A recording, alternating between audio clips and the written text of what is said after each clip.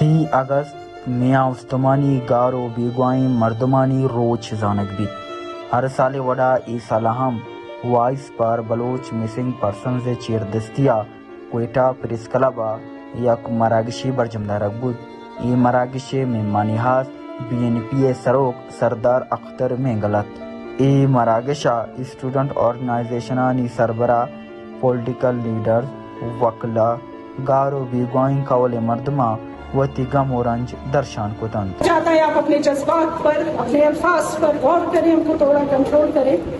آپ میرے بچوں کو اٹھائیں اور اس کے بعد مجھے یہ کہیں کہ میں کنٹرول کروں. اس کے بعد آپ مجھے کہیں کہ my words should be uttered like this. اگر آپ ایسا چاہتے ہیں تو اس کے لیے آپ کو رواداری میں، بائیداری میں، ہر چیز میں آنا ہوگا. لیکن آیا پاکستان اب اس لیول پہ رہ چکا ہے کہ وہ بلوچ کو اپنے ساتھ بٹھائے گا؟ آج آپ کا ریکارڈ ہے، آج آپ کا سیپ ہے، اس کو چھوڑے صاحب.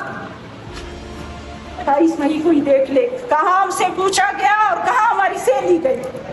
امی مات سالانی سال امی ودارہ نندی کہ قدیم بنی چوکے تھے بلے ادراجی ودار آسک ہوگے ناما نظام امی مار دراجی عمری بازینی امی پریس کلبانی دیما دنگانی سرا در ودر پی ودی چوکے اکسا زوری بری شیلو کے دا پروٹی بری شی پادا کپی بری آوزیر پادا کپی امی وڑیا یہ زندہ میں دا چھاس کر بنتی.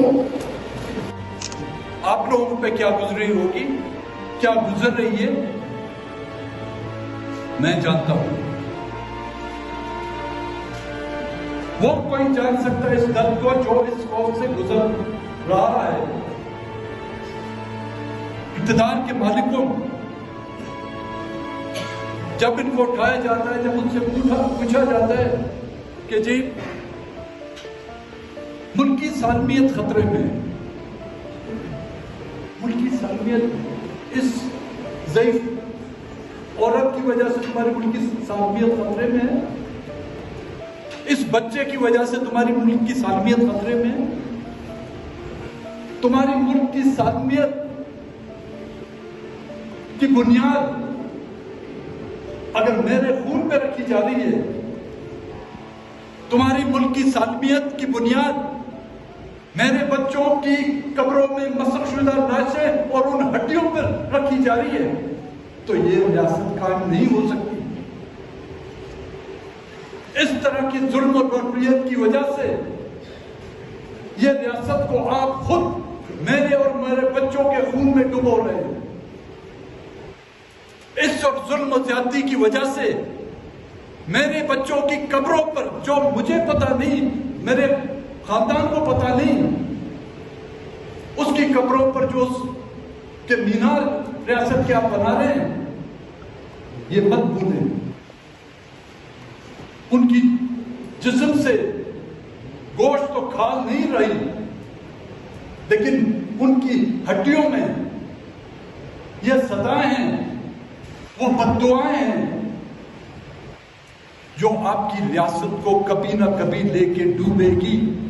وہ تحفظ دیتا ہے اس ملک میں کہ میں جان اور مال کی حفاظت کرتا ہوں، میں عزت کی حفاظت کرتا ہوں. ایڈوکیٹ صاحب، میں آپ سے سوال پوچھتا ہوں کہ اس ریاست میں آئین خود اپنی دفاع نہیں کر سکتا. اس ریاست میں آئین خود محتاج ہے. جو بھی آئے گا اپنی مفادات کے لیے اس آئین کو روند ڈالے گا اور اس آئین کو کہے گا کہ یہ جو کاغذ کا پرزہ ہے اسے پھاڑو اور ڈسٹ بین میں ڈالو. تو وہ آئین مجھے کیا تحفظ دے گا؟ وہ آئین اس ریاست کے شہریوں کو کیا تحفظ دے گا؟ اللہ تعالیٰ کی جانب سے دیے گئے وہ وسیلے ان مسخ شدہ لاشوں، ان نوجوانوں کی جو ان بہنوں کو مل رہی ہے اور ان ماؤں کو مل رہی ہے، اس کا اور کوئی گناہ نہیں ہے. ان کی گناہ یہ ہے کہ یہ اپنے دھرتی کی، اپنے گل زمین کی بات کرتے ہیں، یہ ان وسیلوں کی بات کرتے ہیں جو اس میں پوشیدہ ہے. اب ظاہر ہے ایک جج 10,85,500 روپے تنخواہ لیتا ہے اس ریاست پاکستان سے، میرے خیال سے اس کو پاگل کتے نے کاٹا ہے کہ وہ آ جا کے ماما قدیر بلوچ کے ساتھ بیٹھے یا نصر اللہ بلوچ کے ساتھ بیٹھے۔ وہ تو وہ درباری چاپلوس کا کردار ادا کرے گا کہ جہاں سے اسے دودھ ملے۔ یہاں پہ آج بلوچستان کو ایک کالونی کی طرف پہ چلایا جاتا ہے، یہاں پہ ان کو وسائل کی ضرورت ہے، یہاں پہ عوام کے ساتھ کوئی سروکار نہیں ہے، سیاسی پارٹیوں پہ ذمہ داری عائد ہوتی ہے۔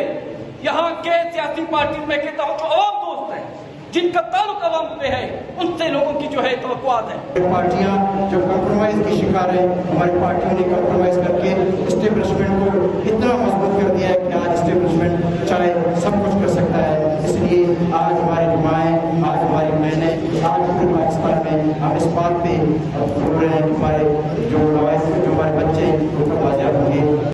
ہماری ذمہ داری کیا ہو سکتی ہے؟ ہاں، ہم الیکشن کیمپین الگ طریقے سے چلائیں۔ National party, Balochistan national party اگر یہ الیکشن کیمپین میں ایک نہیں ہو سکتے، کم سے کم اس ایجنڈے پہ ایک ہو جائے، کم سے کم ایک مخصوص ایجنڈے پر بیٹھے، وہ ہے مسنگ پرسن، وہ ہے بال بلاس سائل وسائل، وہ ہے بلاس ماؤں کی آنسو۔ کم سے کم اس مسئلے پر ہمیں بیٹھنا ہوگا۔ یقیناً بحیثیت سیاسی کارکن کے کم سے کم یہاں بیٹھے ہوئے تمام پولیٹیکل ایکٹیوسٹ کے لیے ایک سوالیہ نشان ہوا۔